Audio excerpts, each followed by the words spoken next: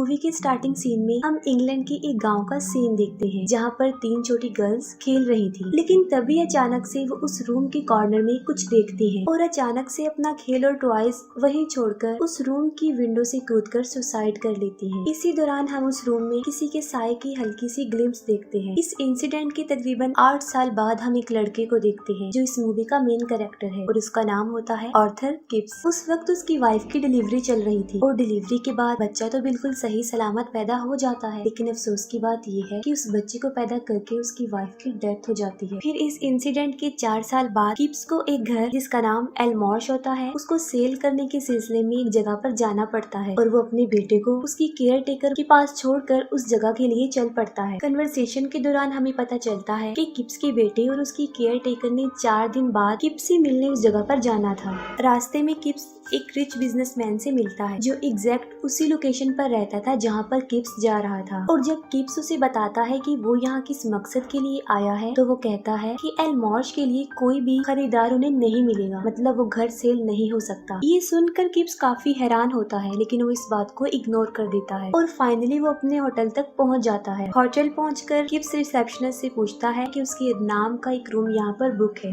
जिस पर वो साफ इनकार कर देता है। लेकिन उस रिसेप्शनिस्ट की वाइफ किप्स को उस होटल में रूम देने के लिए एग्री हो जाती है। किप्स को वही रूम मिलता है जहाँ से उन 3 बच्चियों ने कूदकर सुसाइड किया था। नेक्स्ट मॉर्निंग किप्स उस आदमी से मिलता है जो एलमॉर्श की सारी डील्स और पेपर्स को हैंडल कर रहा था। वो आदमी किप्स से मिलकर ज्यादा खुश नहीं होता। वो उसे कहता है कि उसने यहाँ आने की सिर्फ तकलीफ की है क्योंकि वो पेपर्स वो वहाँ पर भिजवाने ही वाला था। और ये बात करते हुए वो उसके हाथ में कुछ पेपर्स भी पकड़ा देता है। वो आदमी किप्स को कहता है कि वापसी जाने के लिए उसे ट्रेन बहुत जल्दी मिल सकती है और उसे अभी फौरन यहाँ से निकल जाना चाहिए। लेकिन इससे पहले कि किप्स कोई बात करता, कुछ अंडरस्टैंड करता, वो आदमी उसे अपने घर से निकालते हुए कहता है कि उसका कार ड्राइवर उसे स्टेशन तक पहुंचा देगा। उस आदमी के अलावा गांव के बाकी लोगों को भी किप्स का यहाँ आना पसंद नहीं आया था। जैसे वो लोग चाहते नहीं थे कि कभी वो यहाँ आए और उस घर को सेल करने की बात करे। लेकिन किप्स ने भी अब ये इरादा बना लिया था कि वो अपना काम करके ही यहाँ से वापस जाएगा। किप्स कैरेज ड्राइवर को कुछ और पैसे देकर एलमॉर्श चलने के लिए कहता है। एलमॉर्श गाँव से काफी दूर एक सुनसान जगह पर था। उसके आसपास कोई आबादी,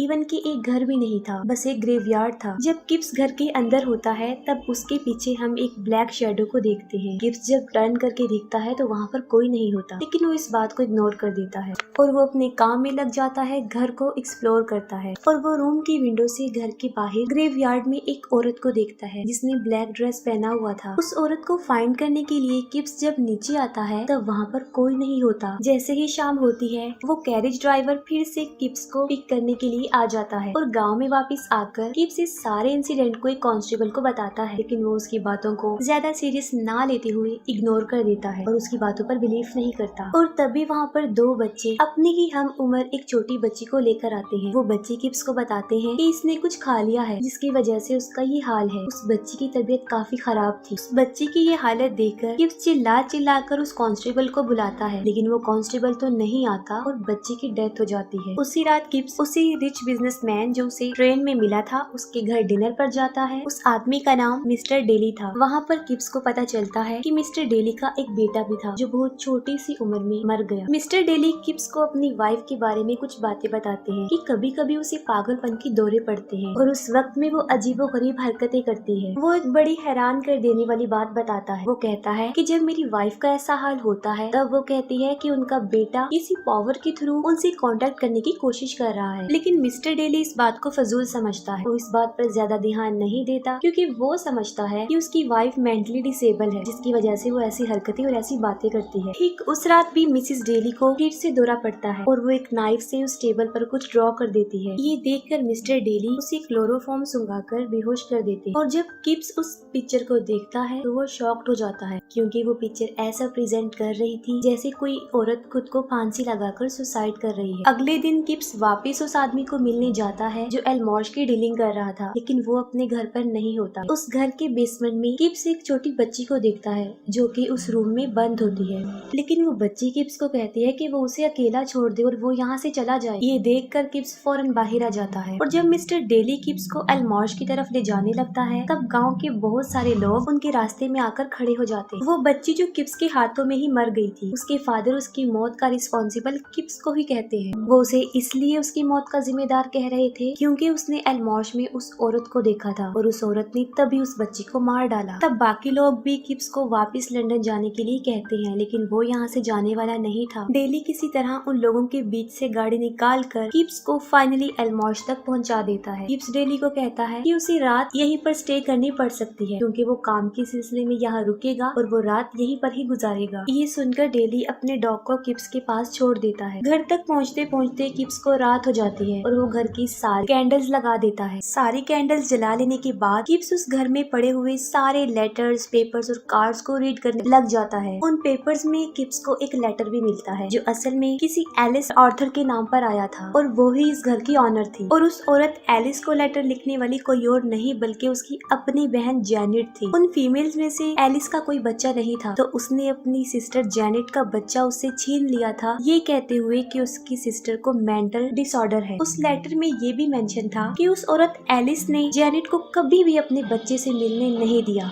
जेनेट ने लिखा था कि बेशक उसकी बहन ने उसके बच्चे को ले लिया लेकिन फिर भी वो उसी का बच्चा ही रहेगा। इसके अलावा भी किप्स को वहाँ पर एक लेटर मिलता है जो जेनेट ने एलिस को लिखा था। उस लेटर में ये मेंशन था कि उस बच्चे की डेथ कैसे हुई। उस लेटर में जेनेट साफ साफ अपने बच्चे की मौत का जिम्मेदार अपनी बहन एलिस को कहती है। उसने लिखा हुआ था कि अगर वो चाहती तो उसके बच्चे को बचा सकती थी लेकिन उसने उस बच्चे की निस्बत अपनी जान को ज्यादा इम्पोर्टेंट समझा। उन्हीं पेपर्स में किप्स को उस बच्चे का डेथ सर्टिफिकेट भी मिल जाता है और तब एक बहुत बड़ा राज सामने आता है कि उस घर की नर्सरी में ही जेनेट ने सुसाइड कर ली थी, वो भी फांसी लगाकर। और यहीं पर सारी बातें क्लियर हो जाती हैं। किप्स का डॉग एग्जिट डोर की तरफ देखकर भौंक रहा था और जब किप्स बाहर जाकर चेक करता है तो वो देखता है कि मौसम काफी खराब है और बारिश भी बहुत तेज हो रही है। और जंगल की तरफ किप्स को उन सारे बच्चों की सॉल्स नजर आती हैं जो उसी गाँव में मरे थे। ये देखकर किप्स काफी घबरा जाता है और वापिस घर के अंदर आ जाता है। घर के ऊपर वाले फ्लोर में किप्स को एक दरवाजा भी मिलता है जिसे खोलने की वो बहुत कोशिश करता है लेकिन वो दरवाजा उसे नहीं खुलता। तब किप्स उस दरवाजे को तोड़ने के लिए एक कुल्हाड़ी लेकर जाता है और तब वो वापस आकर देखता है कि वो दरवाजा अपने आप खुल गया है। अंदर जाकर वो देखता है कि एक रॉकिंग चेयर बिल्कुल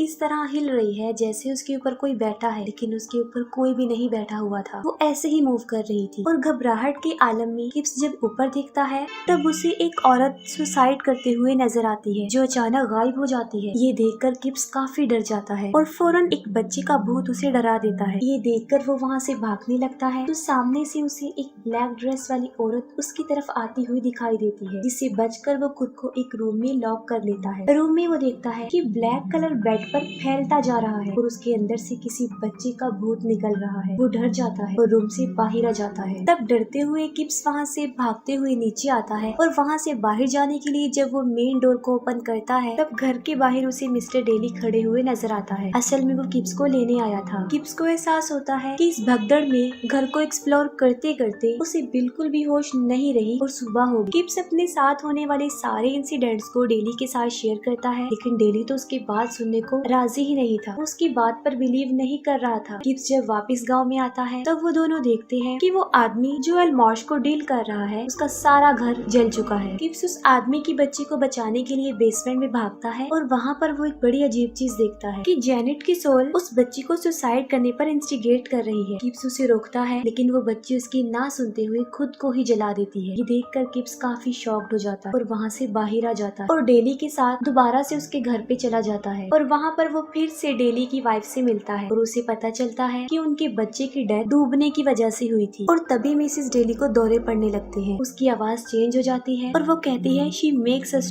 do it, she makes us do it, यानी वो हमें ऐसा करने पर मजबूर करती है। और फिर हमें उन सारे बच्चों की डेथ दिखाई जाती है जिन्हें जब जब जेनेट की सोल ने भड़काकर उनसे सुसाइड करवाई। इतनी ही देर में डेली भी वहाँ पर आ जाता है और उसकी वाइफ उसके हाथों में ही बेहोश हो जाती है। यहाँ पर किप्स को सारी बातें समझ आ जाती है कि जो ब्लैक ड्रेस वाली औरत है जिसकी सोल इधर उधर भटकती रहती है वो कोई और नहीं बल्कि वो जेनेट की सोल, और इस सब कुछ करने के पीछे उसका मोटिव अपने बच्चे की मौत का बदला लेना है। किप्स यही सोचता है कि क्यों ना हम जेनेट के बच्चे की बॉडी को जेनेट से मिलवा दें जिससे वो रिलैक्स हो जाएगी और बच्चों को अपना शिकार बनाने से बाज आ जाएगी। किप्स जब अपना ये प्लान डेली से शेयर करता है तो वो साफ इनकार कर देता है। वो कहता है कि ऐसा होना इम्पॉसिबल है क्योंकि उसके बच्चे की डेड बॉडी कभी मिली ही नहीं। जिस पर वो कहता है कि कि हम बच्चे की बॉडी को उसी दलदल में ढूंढेंगे जहाँ वो मरा था। ये सोचकर वो दोबारा से अलमौश की तरफ जाते हैं और वहाँ जाकर वो एक रस्सी को खुद से बांधता है और उसके दूसरे कॉर्नर को गाड़ी से बांध देता है और खुद उस दलदल में उतर जाता है। काफी तलाश करने के बाद फाइनली उसे उस बच्चे की डेड बॉडी मिल जाती है। वो उस बच्चे की डेड बॉडी को उस घर में ले जाता है और उसे उसी रूम में लाकर रख देता है जहाँ पर पहले दिन उसने जेनेट की सोल को देखा था। गिब्स ने उस बच्चे की डेड बॉडी के चारों तरफ वो लेटर्स, वो कार्ड्स रख दिए थे जो उसने लिखे थे। नीचे वाले फ्लोर पर डेली को अपने बेटे की सोल नजर आती है और उसके पीछे जाते जाते वो एक कमरे में चला जाता है और उस कमरे में जाते ही रूम का दरवाजा अपने आप से ही बंद हो जाता है। डेली काफी डर जाता है और वो किप्स को काफी आवाजें लगाता है। दूसरी तरफ किप्स सोचकर परेशान हो रहा था कि अभी तक जेनेट अपने बेटे की बॉडी से मिलने नहीं आई, लेकिन फिर वो किसी की आहट महसूस करता है। वो देखता है कि सारी कैंडल लाइट्स अपने आप से ही बुझ रही हैं और वो फौरन समझ जाता है कि जेनेट आ गई है। और फिर हम सच में जेनेट की सोल को देखते हैं जो बड़ी तेजी से किप्स की तरफ आती है, जिससे वो डर जाता है और नीचे गिर जाता है। लेकिन जैसे ही वो अपने बच्चे को देखती है वो बिल्कुल रिलैक्स हो जाती है और फौरन वहाँ से वापस चली जाती है। और तभी डेली वाले रूम का डोर भी ओपन हो जाता है और वो किप्स के पास आ जाता है। किप्स डेली को कहता है कि जेनेट अब जा चुकी है, अब हमें करना ये है कि उस बच्चे को उसकी मदर की डेड बॉडी के साथ दफना देना चाहिए ताकि ये प्रोसेस यहीं पर रुक जाए, उसे उसका बेटा मिल जाए और वो अपने